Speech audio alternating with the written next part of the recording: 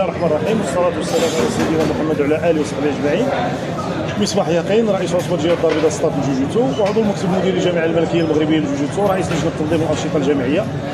احنا اليوم كنا بمدينة مراكش بمناسبة عيد احتفال الشعب المغربي بالذكرى 26 لتربع صاحب جلالة الملك محمد السادس نصر الله على عرش الإسلام المنعمين. وهذه المناسبة تم إجراء نهاية كأس العرش في رياضة الجوجيتسو الموسم الرياضي 2024-2025 اللي تنظم في مدينة مراكش. والحمد لله كانت النهاية من نصيب أو فوز عصبة الدار البيضاء ضد عصبة مراكش، وعرضت مشاركة تقريبا 36 بطل وبطلة من الجهتين، وهي جات توجات عمل دؤوب ديال المكتب المديري ديال العصبه.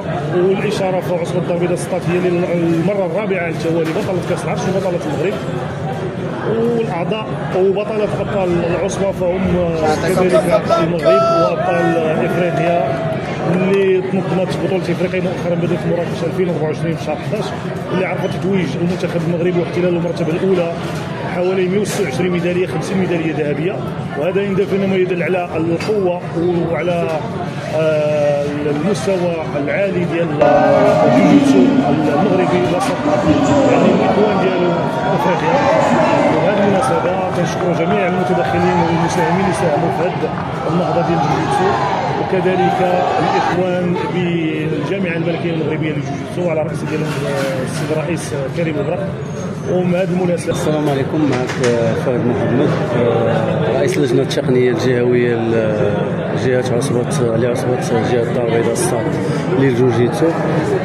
اليوم حنا كنا بصدد المشاركه في كاس العرش الموسم الرياضي الحالي بمدينه مراكش، والحمد لله توفقوا العناصر ديال المنتخب الجهوي باش يحصلوا على هذا الكاس وتمشي للجهه ديال عصبه الدار البيضاء سطات المره الرابعه على التوالي بعد يعني التميز ديالهم في بطوله المغرب. كما جرت العاده ان جميع العناصر ديال جهه الدار البيضاء سطات في الاصناف ديال التباري الثلاث اللي هي القتال الارضي النوازا والفايتي سيستم والديو سيستم، فدائما عدد الميداليات كيكون كيتجاوز جميع العصر الاخرى.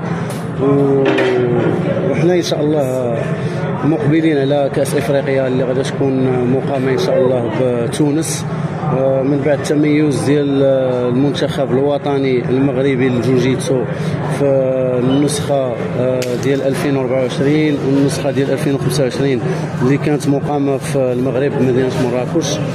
والحمد لله نتمناو التوفيق لجميع العناصر والمكونات ديال الطاقم والمنتخب الوطني ان شاء الله. السلام عليكم ورحمه الله وبركاته، معكم مراد حلمي، ممارس رياضه الجوجيتسو، بطل المغرب وبطل افريقيا ولاعب منتخب مغربي للجوجيتسو. اليوم كانت عندنا بطوله كاس العرش والحمد لله كتقدر التفوق ديال الدار البيضاء على ان تفوز بالكاس، وكان واحد الجهد اللي كان مبذول عند كاع العاطفات اللي كانوا معنا والحمد لله. بسم الله الرحمن الرحيم. يونس الهليل، رئيس اللجنه التنظيميه والانشطه والتظاهرات داخل عصبه الدار البيضاء سطات. الحمد لله حنا هنا كنتواجدوا في طريق العوده الى الديار فرحين،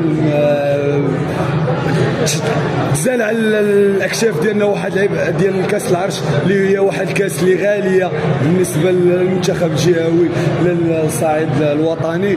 هنا كتشوفوا من ورايا رفقه الابطال، هما ابطال محليين وابطال دوليين وافارقه، منهم ابطال ديال بطوله افريقيا 3 المرات على التوالي، كاين اللي بطل افريقيا 2 مرات على التوالي، كاين الحمد لله اللي اول.